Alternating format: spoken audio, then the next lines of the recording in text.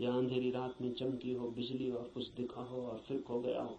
ऐसा कभी कभी आपके जीवन में भी हो जाता है, कवियों के जीवन में अक्सर हो जाता है, चित्रकारों के जीवन में अक्सर हो जाता है।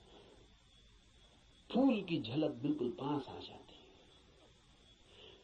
फिर भी फूल कितने ही पास हो और कितनी ही झलक मिल गई हो,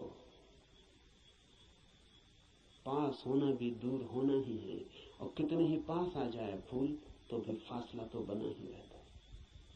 और मैं बिल्कुल हाथ से भी छू लूं फूल को तो भी पक्का नहीं है कि जो अनुभव मुझे होता है वो फूल का है, क्योंकि हाथ खबर लाने वाला है और हाथ अगर बीच में गलत खबर दे दे तो कुछ भरोसा नहीं।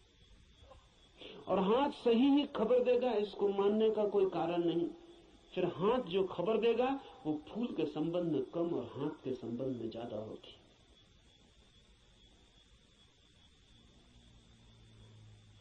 फूल ठंडा मालूम पड़ता है, जरूरी नहीं कि फूल ठंडा हो सकता है हाथ गर्म हो, इसलिए फूल ठंडा मालूम पड़ता है। खबर हाथ के संबंध में, क्योंकि खबर जब भी किसी माध्यम से आती तो सापेक्ष होती है, पक्का नहीं हुआ जा सकता। पोपोफ का मैं एक संस्मरण पढ़ रहा था। पोपोफ एक साधिका थी और गहरी साधिका थी, और पियोतर दिमित्रोविच ऑस्पेंस्की के पास साधना करता था। एक दिन बैठी थी पास, एक सज्जन ने आके ऑस्पेंस्की से पूछा कि ईश्वर है या नहीं। तो ऑस्पेंस्की ने कहा कि ईश्वर नहीं। फिर ऑस्पेंस्की थोड़ी देर रुका और उसने कहा कि लेकिन मैं कोई गारंटी भी नहीं कर सकता।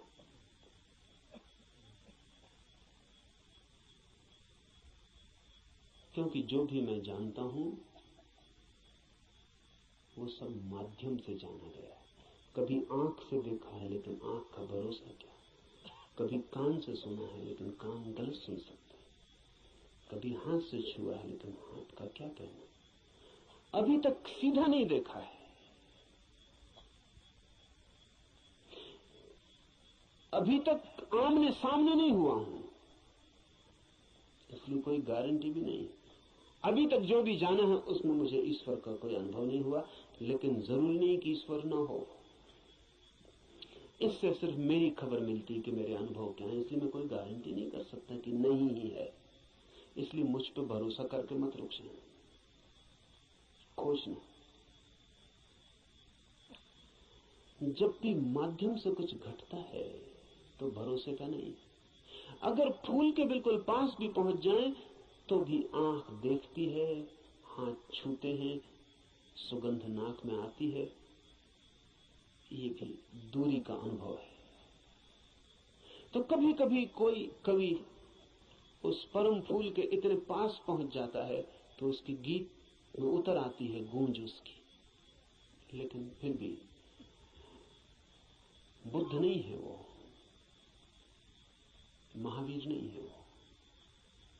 महावीर कौन है, बुद्ध कौन है? बुद्ध है वो चैतन्य जो फूल ही हो गया। इतनी भी दूरी न रही कि फूल को देखा हो, फूल ही हो गया। फूल होकर ही पूरी तरह जाना जा सकता है क्या है। उपनिषद के ऋषि की बात है, गीत है किसी फूल के संबंध में, उसे गुनगुनाना, मिठास है बड़ी उसमें, स्वाद है उसमें बहुत, लेकिन वो फूल नहीं है, गीत ही है। अगर प्रयास करेंगे तो कभी कभी झलक भी मिलेगी। मेरे पास लोग आते हैं, वो कहते हैं ध्यान में बड़ी झलक मिली, लेकिन फिर खो गई। अनंत प्रकाश हो गया था, फिर खो गया। आनंद ही आनंद हो गया था, लेकिन अब कहां है? अब खोजते हैं और नहीं मिलता। झलक का मतलब है पास पहुंच गए थे, झलक तो खो ही जाएगी। इसलिए ध्यान ज्यादा से ज्यादा झलक ही दे सकता है। उस पर भी मत रुक जाना कि उसी झलक को पकड़ के बार बार खोजते रहना है। ध्यान का तो मूल्य ही इतना है कि झलक मिल जाए, फिर आगे जाना है समाधि में, ताकि आप फूल ही हो जाएं।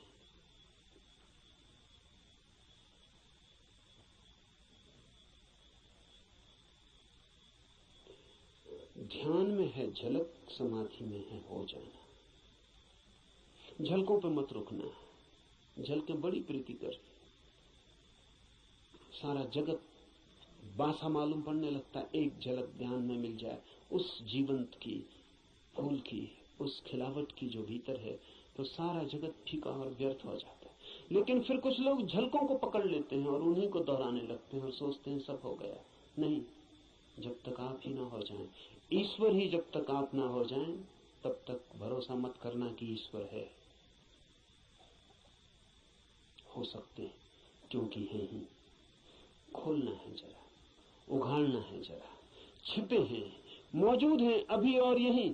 थोड़े से वस्त्र हैं और बड़े झीने वस्त्र हैं कि चाहें तो अभी उतार कर फेंक दें और नग्न हो जाएं और ईश्वर हो जाएं। लेकिन बड़ी पकड़ है। झीने तो हैं लेकिन पकड़ गहरी। क्यों है ये पकड़ इतनी? ये पकड़ है क्योंकि हम सोचते हैं ये वस्त्र ही हमारा होना है, यही हम है। इसके अलावा हमें कुछ और किसी अस्तित्व का पता नहीं। इस उपनिषद में इशारे होंगे उस अस्तित्व के जो वस्त्रों के पार है। और इस उपनिषद के साथ साथ हम करेंगे ध्यान ताकि मिले झलक, और आशा बांधेंगे समाधि की ताकि हम भी हो जाएं वही जिसे हुए बिना न कोई संतोष है, न कोई शांति है, न कोई सत्य है। उपनिषद शुरू होता है प्रार्थना से। प्रार्थना है समस्त जगत से। सूर्य कल्याणकारी हो, वरुण, अर्यमा, इंद्र और बृहस्पति, विष्णु कल्याणकारी हो, उस ब्रह्म को नमस्कार हो। हे वायु, तुम्हारे लिए नमस्कार, क्योंकि तुम प्रत्यक्ष ब्रह्म हो। मैं तुम्हें ही प्रत्यक्ष ब्रह्म कहूंगा। सत्य और ऋत वे सब मेरी रक्षा करें, आचार्य की भी। इस प्रार्थना से शुरू होता है। धर्म की यात्रा प्रार्थना से शुरू होगी ही। प्रार्थना का अर्थ है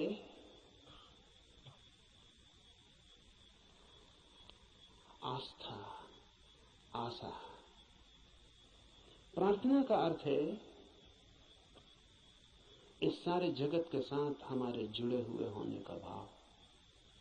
प्रार्थना का अर्थ है मुझ अकेले से क्या होगा। मुझ अकेले से होता तो हो गया होता। मुझ अकेले से तो क्षुद्र भी नहीं सध पाया। चाहा था धन मिल जाए वो भी नहीं मिला, चाहा था पद मिल जाए वो भी नहीं मिला। कैसी कैसी चाहें की थी, बड़ी छोटी थी, वे भी पूरी ना हुई। मुझ अकेले से तो संसार भी ना सधा। तो सत्य की ये महायात्रा मुझ अकेले से हो सकेगी? अकेले अकेले तो मैं संसार में भी हार गया हूं। सभी हारे हुए हैं संसार में। जो जीते हुए दिखाई पड़ते हैं वे भी बस वे दूसरों को जीते हुए दिखाई पड़ते हैं, खुद तो बिल्कुल हारे हुए।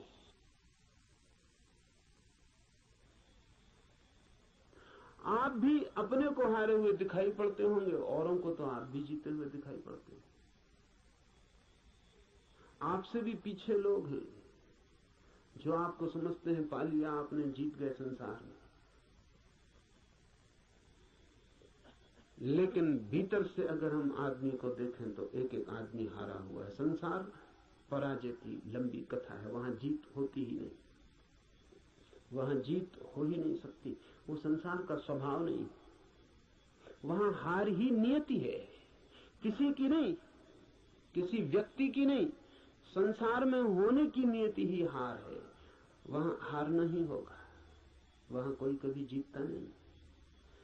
वहां हम नहीं जीत पाए जहां क्षुद्र था, स्वप्न था, शंकर कहते हैं माया है, वो माया में भी हार गए। सपना था, भ्रम था, वहां भी तो जीत ना पाए। जब भ्रम में भी हार गए, सपने में भी न जीते, तो यथार्थ में, सत्य में अकेले से क्या होगा।